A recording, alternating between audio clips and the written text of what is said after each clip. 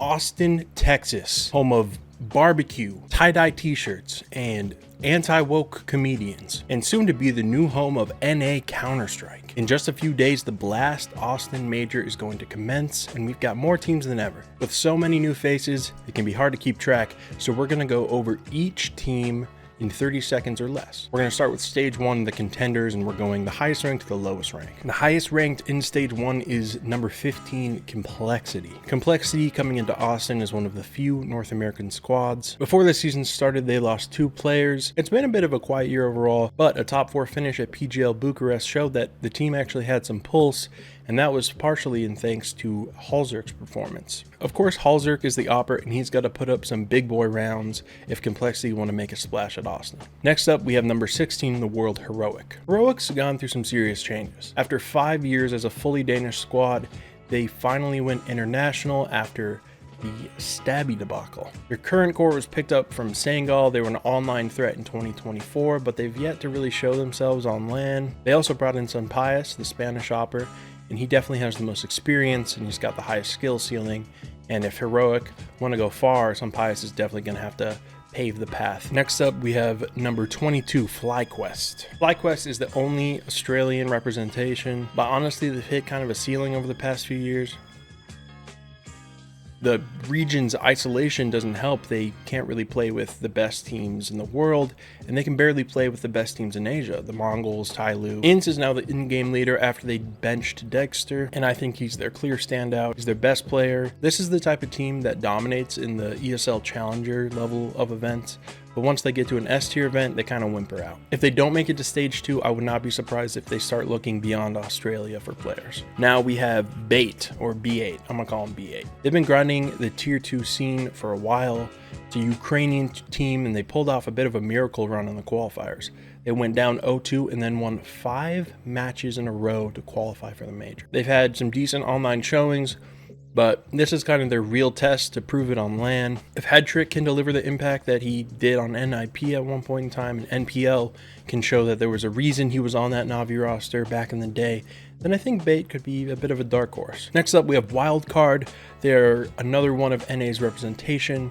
They have 2 NA players, 2 Swedes, and a South African. Of course, they have Stanislaw, who, in my opinion, is one of the best in-game leaders to come from North America. They've been trending upwards overall, but their real X-Factor player is definitely Fuzi. Fuzi is, of course, the team's opera. If he gets going, Wildcard could definitely cause some problems. Next up is Tailoo, ranked number 27. Tailoo, of course, is a legendary organization. They've sort of retooled with a younger core, and they're looking to reassert themselves on the international stage. Jamyoung is definitely the player I'm going to highlight here. He has crazy firepower, he's got a decent amount of experience, and he's the one that sort of has to be the leader for Tailoo here. Next up, we have Legacy, one of Brazil's representations.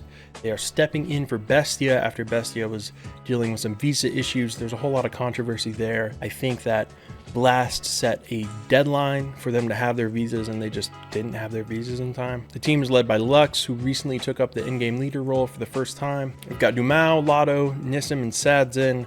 I think the guy to watch here is definitely Dumao. Next up, we have the other Chinese representation, Lin Vision. They are ranked number 31. After some roster shakeups, they have stabilized a little bit with picking up Starry. He was on the team previously. They also picked up Call Musu, who was formerly on Wildcard. And let's be honest, they have some of the best names in Counter-Strike. I mean, Westmelon, bro, it's incredible.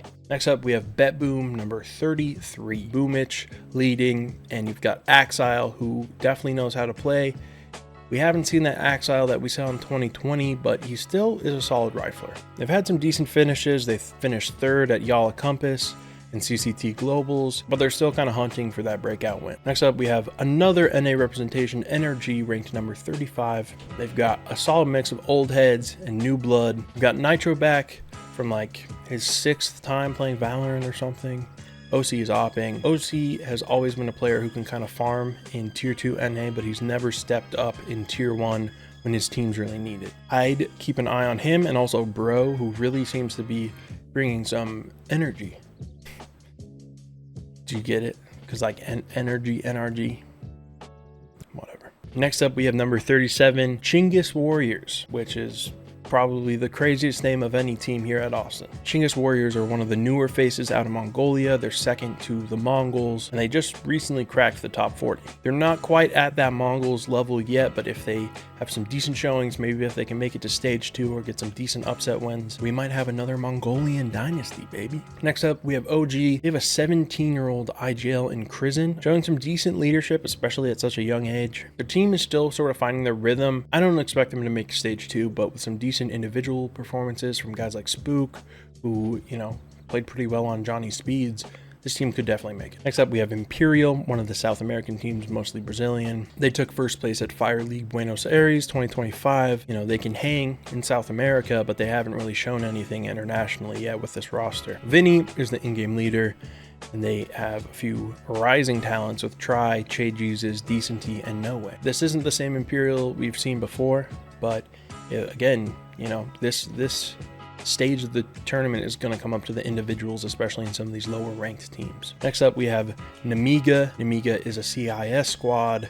They've been playing together for a while. Their last roster change was 11 months ago when they added Zui, I don't know how to say it, but he is definitely the player to watch for that team. He's had a 1.16 rating the past 3 months, and he's going to be the player that's got to take them into stage 2. Next up, we have Fluxo, another Brazilian team. They're not the flashiest, but they won CCT Season 2 South American League, which wasn't like, you know, you didn't have Furia there, you didn't have Pain there, but it still shows that they're one of the better South American teams and they deserve to be at the major. Player I would highlight here is definitely Zevi. He's their opper. And the last team of stage 1 is Metasport. They're currently ranked number 53 on HLTV. They are currently the top Swedish CS2 team. It's kind of a downer since Sweden used to have like 12 teams in the top 20 at one point. Some familiar faces, Plopsky, Hampus. They were on NIP for a while. The player to watch is Adam B, who's actually the twin of Susp, who is on Wildcard. He's a great opener, and he needs to be the one to set the pace for Metasport if they want to make it to stage 2. Now we're moving on to the teams that were automatically invited to stage 2, starting with Falcons. Falcons recently picked up Monacy, and they've had Nico all season long. It's kind of time to prove that there's a reason that they both left G2. I could hype up either of these two guys,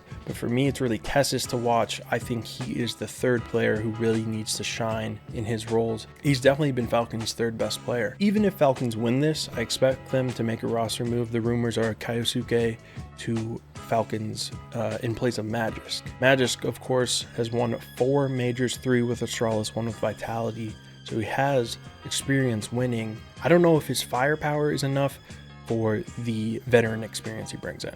They might have to bring in some new blood. Is that what Falcons need? I don't know. We'll have to see. Next is FaZe, ranked number 10 in the world. I am the most excited to watch these guys. They're always an exciting team to watch, every single player, and even more exciting, they're bringing in Simple. Obviously, it's sad to lose Brokey, who I think is like a walking highlight machine, or at least he used to be. But bringing in an even bigger highlight machine like Simple, I mean, this is just like a match made in heaven. FaZe Simple, that's just like butter. That's beautiful. I'm going to be watching everyone on this team. Kerrigan and Rain are both kind of at the end of their rope, so we'll have to see if they have some juice left. Frozen and Elige, both insane riflers. They can both have some insane highlights, and they know how to do their job right. It's going to be up to the individuals to perform on this team. If Simple can get going with the op, if Elige can show his great aggressive form along with Rain, we're going to have FaZe in the playoffs. I'm calling it. Next, we have 3D Max, ranked number 12, and they are the best fully French team right now, currently led by the veteran and former G2 player Body. 3D Max have been punching above their weight for quite a while now. They are one of the teams that I feel plays more fundamental. They're not really relying on individuals to have star performances. The player I'm going to watch is Gravity, because he's kind of been pooping the bed. He has not been playing very well the past 3 months. He's got like a 0.96 rating or something. If he can step up and play at like even a 1.0, 1.05 rating, then we could see 3D Max make stage 3 for sure. Next up, we have VP, Vertice Pro. Number 14, I'm going to be hate watching the shit out of Vertice Pro. Once they kicked Jame, I feel like that team lost all personality that it had. I liked having Jame in the scene. He was kind of the villain of the scene, not in like in a way where he's like actually a bad guy, but they play so slow, it's so lame, it's awesome. I love Jame. I am so sad to see him rotting on Paravision right now. For this team, I'm going to be watching Electronic, mostly as an in-game leader, but still somewhat individually. I want Electronic to know that he made a mistake getting rid of Jame. Okay, this was a bad decision. Jame should be on this team, and Electronic should suck nuts. Next, we have Furia, number 17. They just had a pretty strong showing at PGL Estonia off of the back of their new opera Melody. I don't know. Molodai. I'll call him Molodai. This team, when they made this move, was a huge question mark for me personally. Just the fact that Furia was going international, bringing in Yakindar, who was pooping the bed on Liquid, putting Fallen on the rifle, picking up like this no-name opera, but they showed some success at PGL Estonia. So I think this team could definitely make stage 3. We're gonna have to see if Fallen can call this team to stage 3, and if Molodai can, you know, be the opera that they need him to be. Now we've got MIBR. Haven't seen a lot of MIBR, to be honest. They made it past the first stage of EPL. They got 12th at Melbourne, and they got 8th at Estonia, but they haven't showed a lot of force. You know, these aren't like great results. I don't really ever expect a whole lot from this team, not to be toxic. They definitely have some good players. I don't really expect them to make top 16. I'm going to be honest. If I had to pick a player to watch, it would be Insani. I think he is really good in the clutch moments. I think he's really exciting to watch. I wish he was on a better team because he is really good. But I don't have a lot to say for MIBR. Got the same thing for Pain pretty much. They're currently led by Big Uzera, who's definitely the player I'm going to highlight. He is another great player from Brazil. I'd love to see an actually like solid Brazilian team. Get Insani, get Big Uzera, get Yuri, Queserado, find an opper. I don't know. There's like no opper that's really that good. I think Big Uzera might be opping right now. Who cares, dude? Make him op. I don't care. Just make a better team. I know that a lot of these guys have like crazy contracts, and it's hard to get all these good players on one team, but like someone can do it, please. The last stage 2 team is M80. They're another hybrid US EU team. They've been kind of stuck in limbo. They're rarely the worst team at a tournament, but they can't really ever make it out of groups. They bombed out of Estonia after winning the qualifier, and other than that, they haven't really played any S-tier tournaments. They did win the Ace North America Masters tournament, but that was just a like glorified qualifier for Blast Lisbon, which they also bombed out of. I'm going to be rooting for them anyway. I like the players. I think the org has like a cool logo. Obviously, I'm going to root for NA teams. The highlight players for me are Slacks, who's German opper. He's probably their best player. And Lake, who is a great opener. He seems to always bring the energy. Now we got the big boys in stage 3. We've got 7 of the top 8 teams and Liquid. Let's start with the best team right now, and that's Vitality, okay? I'm getting flashbacks to 2018 Astralis at this point, okay? They just won IM Dallas, and they are now at a 30-match win streak. They are halfway to NIP's win streak at the beginning of CSGO. Rops and Zayu are like an illegal duo. That should not be allowed. We shouldn't allow this in our game. They've also got crazy support from Mezzi and Flames, and they have an IGL who can actually frag. Apex at this point, with his impact in-game leading and the way that he is playing right now, he's like on track to be a top 20 player this year, and we haven't seen that since like 2015 or 16. It's crazy. They are just the most dominant team we have seen in a very long time, and this is really their major to fumble. Who's the highlight player? Dude, just pick any of them and watch. Maybe not Mezzi. He's like the least highlightable player, and he's still really good. Next up, we have Mouse. They're ranked number 2. Always the bridesmaid, never the bride. They just got 2nd place in IM Dallas. When they kicked Sui for Spinks and made Brolin IGL, that was kind of a question mark for me, but they've shown that it brought in a little more firepower, and it sort of revitalized the team a little bit. I think it wasn't a bad move. Braun has showed that he can IGL to a decent extent. Not decent enough to beat Vitality, but it's not like anyone else is beating Vitality right now. The player to watch for me is Jimmy. We know he can be like top 10 rifler level. He hasn't been playing super well the past 3 months. If there's one player who can truly be a star on this team, I think it's Jimmy. I think he's the most capable of it. But overall, this team is super stacked. Watch any player and you're gonna have a good time. Next, we have Spirit, ranked number 3. Donk. That's it. That's all I have to say. Just donk. Next up, we have Mongols, ranked number 5. If I had to pick one team that I wanted to win this major that actually had a chance at winning, it would be Mongols. The players are amazing to watch. They almost always feel like an underdog no matter who they're playing against. I don't know if it's the players individually, the way they play, the fact that they're from an underdeveloped region when it comes to Counter-Strike. They're just fun to watch. I want to watch Mazzinho. I don't think that he has the best time in big games. They kind of need him to step up a little bit in these playoff matches if they want to make a deep run. I expect them to make playoffs, but it's totally possible that they get, Vitality in the quarterfinals, and then they can't show up. So we'll have to see. Next up is Aurora, ranked number 6. These guys are choke masters. They've had like 2 opportunities to actually win trophies, and they always choke it in the finals. The pieces seem to be there, but never all at the right time. They just added Joda not too long ago, and he's been playing pretty decent, especially for his first like real venture into tier 1. The player I want to see step up is definitely Woxic. He is not bad in any way. He's a sufficient opper, but I want to see more big impact rounds out of him.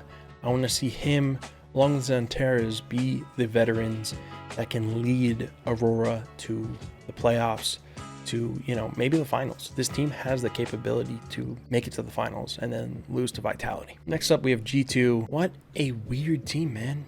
Snacks back in tier 1 after like 5 years. You have this phenom in Mobs. You have Nico's cousin. You have this Israeli demon in Heavy God. And then you have Hades for some reason. I don't know why they picked up Hades. I think that they could have picked up Dexter in the trade for Monacy. Yeah, we'll take 100k off if you give us Dexter too. I don't know, man. We'll have to see. I think G2 will still make it to the playoffs just because they start in stage 3. A player that needs to take G2 to the playoffs is definitely Mobs. He's one of my favorite players to watch. If he can lead them to, you know, a decent run, I think Mobs stock is going to go up way higher than it already is. And we might see a reformed G2 more centered around Mobs in the future. Now we have NaVi, ranked number 8. They were the best team in 2024 in my opinion, but they haven't really kept it up to that standard. I think they need to change. I don't know if maybe Simple comes in after the major, because again, he's just on a loan to FaZe right now. Maybe Brokey comes in. They need something. I think Alexi still deserves to be leading a tier 1 top 10 team. They need a player who can really carry them to the playoffs. The players on this team are just too inconsistent, man. The player I'm gonna watch is Wonderful. Wonderful's not bad. I just think he doesn't always show up and get those big impact rounds, especially in the big games. Last but not least, we have Liquid, ranked number 13. Oh boy. What do we say about Liquid? On paper, the only piece that they're missing to be like a top 5 team is a star opper. Pick someone up like Broken maybe after the major. We haven't got to see Sui's like full Liquid plan in action, but this is a great opportunity to show that Mouse made a mistake and Liquid made the right choice picking him up. My player to watch really is NAF, dude. He has had a rough 2025, a 0.94 rating, and for a former top 6 player, that is truly a fall from grace. I really hope Liquid makes playoffs. It's totally possible that they like go up 2-0 and then lose 2-3 or something ridiculous like that. We need NAF to step up. We need Twist to be the guy who's bringing the energy, getting those openings. We need Sui to call a good game. We'll have Liquid going crazy. That's what I got. Tell me who you are going to be watching this major. Tell me who you're excited to watch as a team, as a player. Let me know how you feel about 32 teams in the major. By the way, here are my pick'ems right here on the screen right now. I will be making videos for the future stages, but I thought I'd just throw my pick'ems in right here. I'm really excited. I'm going to the major. If you're going to be there, any Duggernauts, hit me up. I'll be there. We can do a little Duggernaut meetup. I love Counter-Strike. I love Austin, Texas, and I love you. Thanks for watching.